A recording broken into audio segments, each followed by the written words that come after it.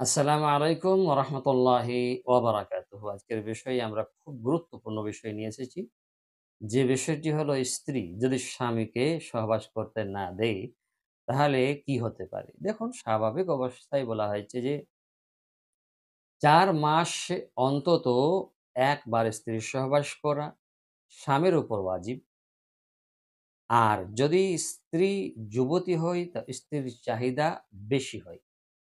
তাই কমপক্ষে ৪ দিনে ১ বার সহবাস করা উচিত।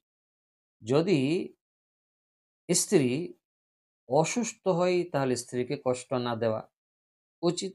এক্ষেত্রে অসুস্থ হবার কারণে স্ত্রীর সহবাস করতে বাধা প্রদান করলে গুনাহগার হবে না। সুস্থ ও স্বাভাবিক অবস্থায় স্বামীর তীব্র চাহিদার সময় স্ত্রী সহবাস করতে যদি না দেয়, তাহলে স্ত্রী গুনাহগার হবে। আর এমন তেমনি গুনাহগার না, খুব খুব বড় গুনাহগার হবে। হাদিস শরীফে আসছে এ ব্যাপারে কঠোর হুঁশিয়ারি। স্বামী সহবাসের জন্য স্ত্রীকে যদি ডাকে আর স্ত্রীর যদি অমত করে, তো মালায়েকা বলা হয় যে ফেরেশতারা যে আছে না, সেই স্ত্রীর উপরে সকাল পর্যন্ত অভিশাপ দিতে থাকে। অন্য হাদিসে এসেছে স্বামী তার প্রয়োজনে স্ত্রীকে ডাকলে সে যদি তন্দুরে থাকে, অর্থাৎ সে যদি রান্নাও করে, তবুও সে যেন সাড়া দেয়। এটা হাদিসের ব্যাখ্যা। আরেকটা হাদিসে আসছে হযরতে আবু হুরায়রা রাদিয়াল্লাহু তাআলা আনহু থেকে, যেটা সুনানে আবু দাউদ শরীফে এসেছে ২১৪১ নম্বর হাদিসে। যেখানে আবু হুরায়রা রাদিয়াল্লাহু তাআলা আনহু বলেন যে, নবী করিম সাল্লাল্লাহু আলাইহি সাল্লাম বলেছেন, কোন স্বামী তার স্ত্রীকে তার সাথে বিছানায় শোয়ার জন্য আহ্বান করার পর, অর্থাৎ ডাকার পর যদি স্ত্রী না আসে এবং স্বামী যদি তার উপর অসন্তুষ্ট অবস্থায় রাত কাটায়, তাহলে সকাল পর্যন্ত ফেরেশতাগণ ওই স্ত্রীকে অভিশাপ করতে থাকেন। হাদিস শরীফ। আরো চলুন, আরো হাদিসে আসছে। এখানে আসছে তলক ইবনে আবি। তিনি বলেন যে রাসূলুল্লাহ সাল্লাল্লাহু আলাইহি ওয়াসাল্লাম বলেছেন, কোন লোক তার স্ত্রীকে নিজ প্রয়োজনে পূরণ করার উদ্দেশ্যে ডাকলে সে যেন সাথে সাথে তার নিকট আসে।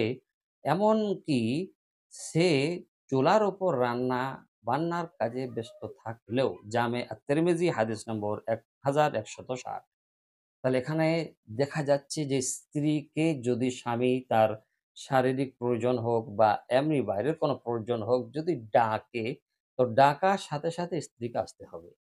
সেই স্ত্রী যদি না আসে তাহলে কিন্তু সে বড় গুনাহগার হবে। এবং শুধু তাই না, গুনাহগার শুধু হলে সেটা চলতো, ক্ষমা চেয়ে নেওয়া হতো। কিন্তু এমন গুনাহগার হবে যে সকাল পর্যন্ত, যতক্ষণ সে বা তারা ঘুমায়, ততক্ষণ পর্যন্ত মালায়েকা অর্থাৎ ফেরেশতারা স্ত্রীর জন্য, যে স্ত্রী সহবাসে রাজি নয়, স্ত্রী যে স্বামীকে সহবাস করতে দেয় না, সেই স্ত্রীর উপরে সকাল পর্যন্ত অভিশাপ হতে থাকে। এবার এবার বুঝতে পারছেন কত এটা কঠোর ব্যাপার। তো সেইজন্য স্ত্রীদেরকে বলবো যে দেখুন, নাখরা না করা, তাই না? বেশি ফুটানি না দেখানো। স্ত্রী আপনি, আপনাকে স্ত্রীর মতো থাকতে হবে। আপনি স্ত্রী হয়ে যদি স্বামী হতে চান, স্বামীগিরি দেখাতে চান, তাহলে এটা আপনাকে মানাবে না, শোভা দেবে না। সেজন্য স্ত্রী হয়ে থাকুন, অনেক লাভ হবে আপনার। ইহকাল পরকালে অনেক লাভ পাবেন।